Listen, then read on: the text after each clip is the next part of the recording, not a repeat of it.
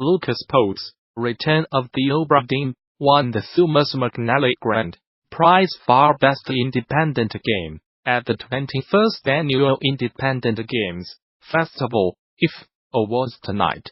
The ceremony, which honored some of the most innovative and excellent independent games of the past year, took place as part of the 2019 Game Developers Conference (DD) at the Moscone Convention Center in San Francisco. In addition to the grand prize, Return of the Obra Dinn also received top honors for excellence in narrative.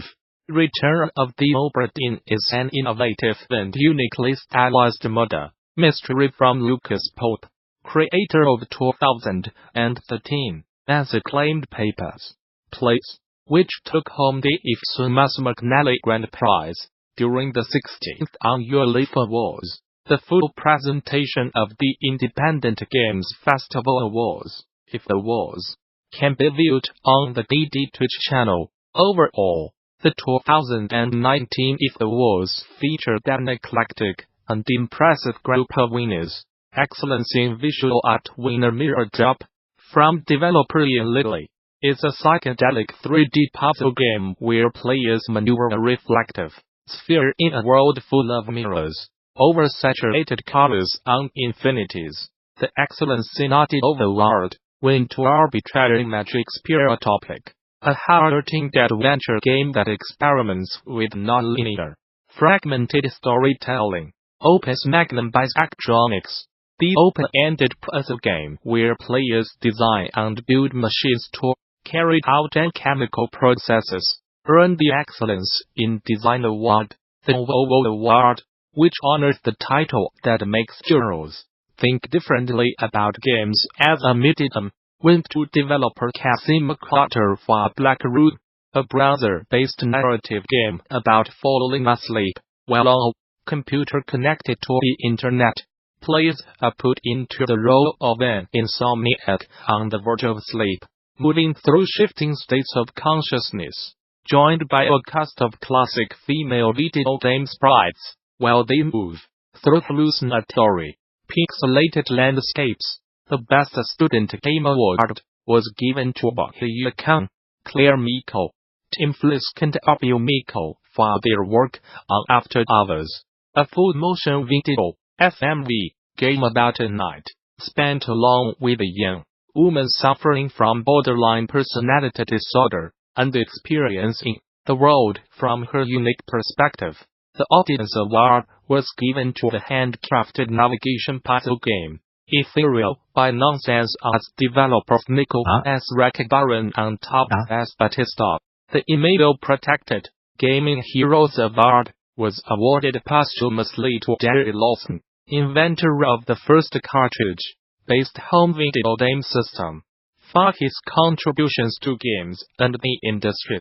Finally, the DD Award for the title nominated as the best from the DD 2019 on-site showcase of alternative control schemes and interactions in games, went to the cooperative ship-sailing survival game Hot Swap, All Hands on Deck, by Peter Gary and Clement Zhang. All 8 titles, including both finalists and winners, are playable for any GD Pass holder at the IGF Pavilion located on the GD Expo floor in San Francisco's Moscone Center through Friday, March 22nd.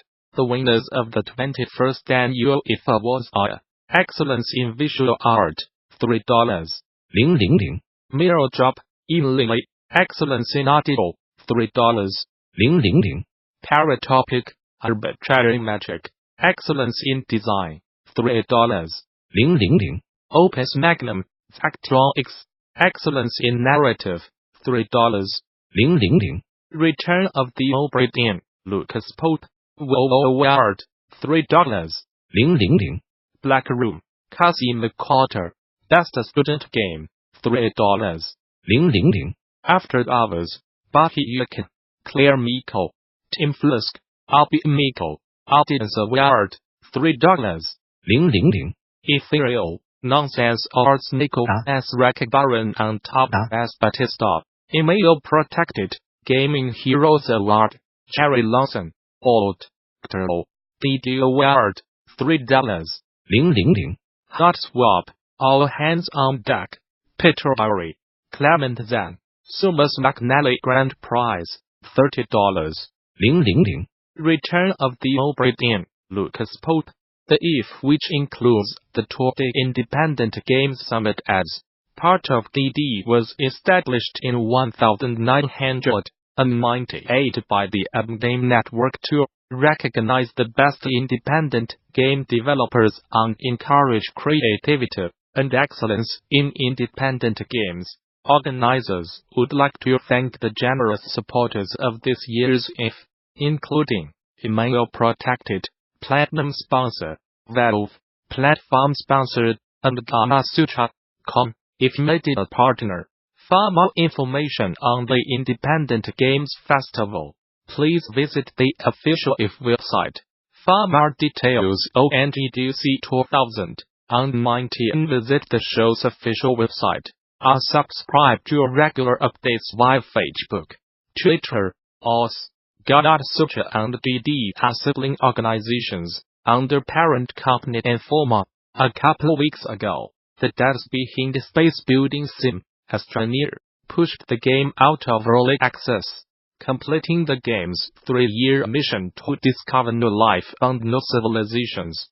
To mark the game's second release, some of the developers at Systemera Softworks are hopping on the DD Twitch channel today at 3 p.m. to answer your questions about the game's design and development.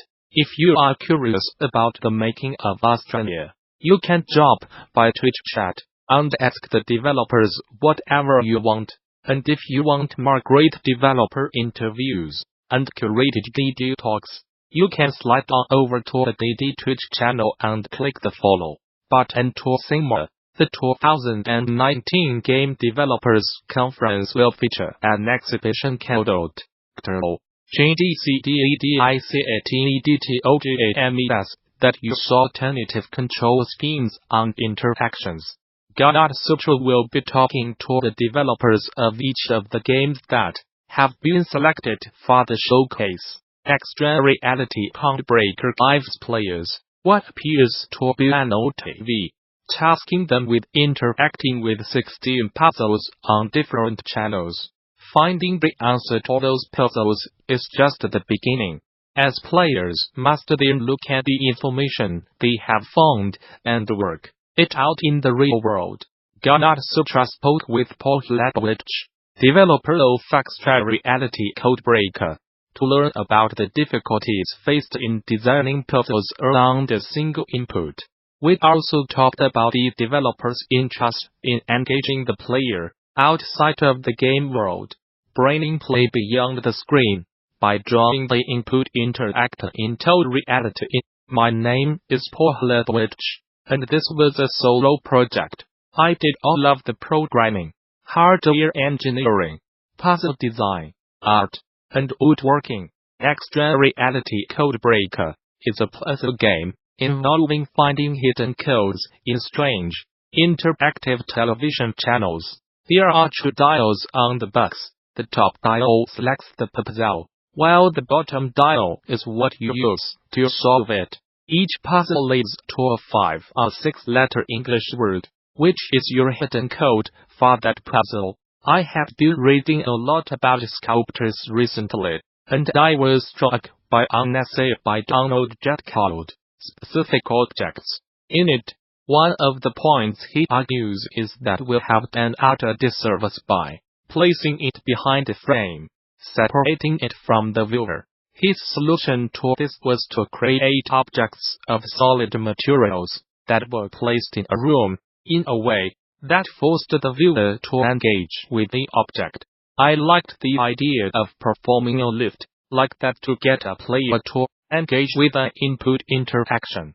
But instead of moving the game scene out from behind the screen into the real world, like via I thought that I would try lifting the whole input interaction and have the player mimic the interaction outside of the game. I wanted to design a game that explored how an input device can be used to control something. In order to do that, I needed a puzzle architecture that was flexible enough to accommodate a large number of different mechanics, using English words as the answers, along with finding the grammar and breaking codes, seemed to be the solution to those issues. The game is designed to explore dial interactions. As a result, the dial needs to be used in as many different ways as possible. In general, I started with the possible way for a dial to control something, and built the puzzle around it. The tricky part there is that you need a way to extend the interaction in order to design the second step of each puzzle, which was not always possible.